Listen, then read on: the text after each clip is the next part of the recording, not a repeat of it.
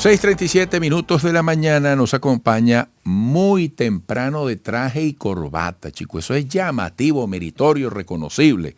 Robert Parga, profesor y economista, presidente del Colegio de Economistas del Estado Carabobo, experto en criptomonedas. Robert, gracias por el esfuerzo, por la puntualidad. Gracias, Eduardo, a ti por la invitación. Bueno, una pregunta que se hace mucha gente es cómo puede terminar este año. ¿Qué perspectivas podemos intentar visualizar a manera de estrategia? La gente que siempre está tomando decisiones, que quiere conducir sus inversiones de la mejor manera. Bueno, este año nosotros comenzamos en el mes de enero con un proceso inflacionario del 42%. Eso ha ralentizado un poco el consumo en el país y asimismo ha generado que en el primer trimestre y en el segundo trimestre de este año en promedio haya habido una caída del Producto Interno Bruto del 8%. Esto tiene asidero en múltiples razones, pero una en particular que llama la atención es que seguimos teniendo una deuda de 14.000 millones del Banco Central, del financiamiento del Banco Central hacia PDVSA, que ha acrecentado la base monetaria y por ende ha generado este proceso inflacionario que en algún momento se había ralentizado, pero en este último trimestre de este año 2023 que está transcurriendo, se ha puntualizado, ¿no? Estamos hablando de que agosto terminó con 13% de inflación. Esto está generando una erosión bárbara en los salarios de los venezolanos. Imagínate, Eduardo, que nosotros arrancamos este año con estancamientos en el salario en dólares del sector privado, y no solamente eso, sino que está aunado a una pérdida del poder adquisitivo en dólares de esos salarios. Incluso si nosotros nos vamos para el sector público, el salario en el mes de mayo no fue incrementado, se bonificó, y esa bonificación generó que nosotros particularmente tengamos una pérdida de incidencia laboral, medida en el hecho de que, por ejemplo, yo como profesor universitario, que soy en la Universidad de Carabobo, en el Carfón de Asociados, el año pasado yo recibí un bono vacacional de alrededor $900. Este año solo percibí $120. Esto es producto del hecho de que no hubo incremento salarial, y esto definitivamente ha mermado la capacidad de consumo del venezolano. Esto explica el hecho de la ralentización de la economía, explica el hecho de la pérdida en crecimiento económico. Nosotros veníamos de un 2022 muy bueno, donde se alcanzó un crecimiento más del 17%. Sobre todo al cierre, ¿verdad? Sí, más del 17%. Veníamos de una crisis hiperinflacionaria. Se habló de que en el año 2022 se había recuperado la economía nacional, se había podido controlar el proceso hiperinflacionario a partir de las intervenciones cambiarias que ha generado el gobierno nacional. Desde el 2019 ha mantenido, si se quiere decir, un poco controlada la paridad cambiaria, pero definitivamente la inflación sigue manteniéndose producto de todos estos desajustes que hay sobre la base monetaria, que por ejemplo ahorita en septiembre se incrementó, en julio, se incrementó en un 19% la base monetaria del país, y definitivamente todos estos recursos que no tienen un respaldo en producción de bienes y servicios, porque estamos viviendo en una economía donde más del 80% de los bienes y servicios o los bienes que se consumen dentro del país son provenientes de la importación. Esa dependencia de la importación también explica el hecho de que nosotros no podamos crecer de manera sostenida si no aplicamos políticas correctivas para que comience a generarse la producción en el país en función de satisfacer la demanda interna. ¿Cuáles serían esas políticas correctivas? La pregunta también podría ser, ¿qué nos llevó a esta ralentización? Porque hay una sensación compleja. Amigos, estamos conversando con Robert Parga, profesor y economista, presidente del Colegio de Economistas del Estado Carabobo, experto en criptomonedas. ¿A qué me refiero en la complejidad? Chico, que tú ves que hay gente, y yo no acepto que se etiquete a todo el mundo en términos de sospecha o negatividad, pero hay mucha gente aquí, ¿vale?, que está invirtiendo, que sigue pensando en el país, que sigue arriesgando, que sigue abriendo locales, que sigue generando empleos, que está pagando impuestos, que sigue creyendo en el futuro, pero estos locales están con muy poca asistencia por todo lo que tú has explicado. Entonces, además estamos en tiempos electorales. ¿Cuáles podrían ser esos planes correctivos que nos convoquen a todos los venezolanos? Bueno, primero que todo, ¿No? los hacedores de políticas públicas tienen que revisar la disciplina fiscal que tiene el Estado. La generación de dinero inorgánico, que es el principal factor de creación de procesos inflacionarios, debe ser revisada para que no se siga alimentando la voracidad inflacionaria que hay en el país.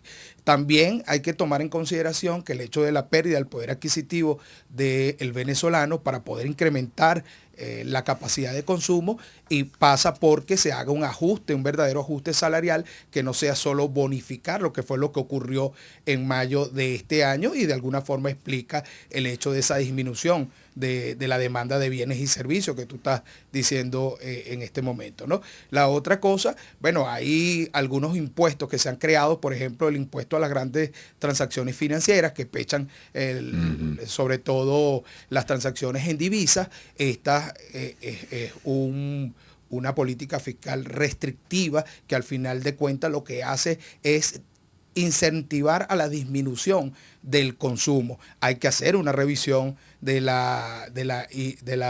impuesto a las grandes transacciones financieras para si lo que se espera como política es mantener toda esta proyección que hay sobre el crecimiento económico en el país.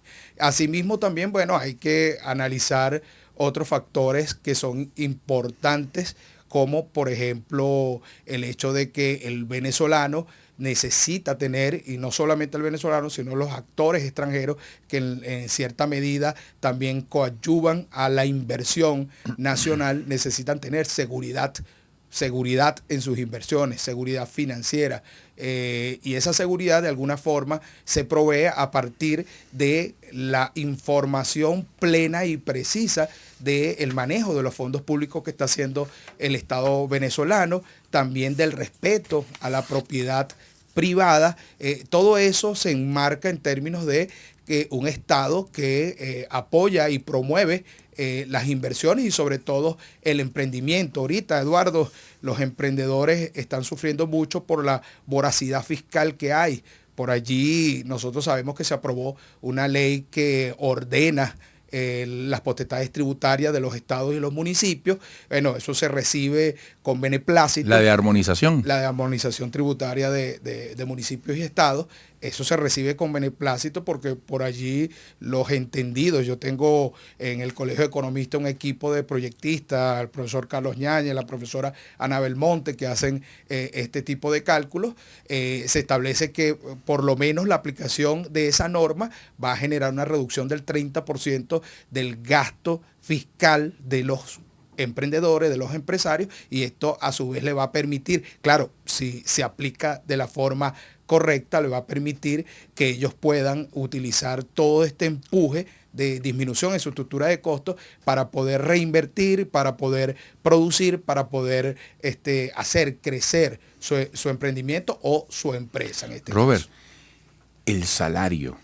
Oye, cada vez se ha ido complicando más la situación de aquellas personas que dependen de su trabajo, del horario de trabajo y de la moneda venezolana sobre todo. Se ha convertido en algo difícil de resolver en el tiempo. ¿Qué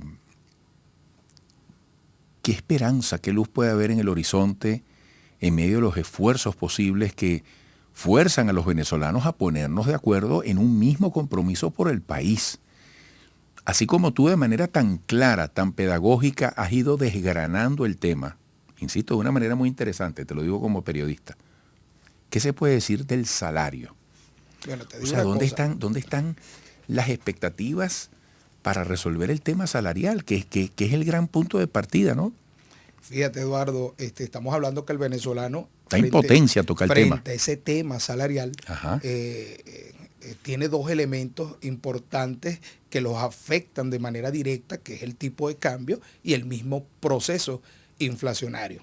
El tipo de cambio Cuando se devalúa, en este sentido, genera también un proceso inflacionario que hace que el salario real del venezolano merme y asimismo su capacidad de adquirir bienes y servicios en la economía.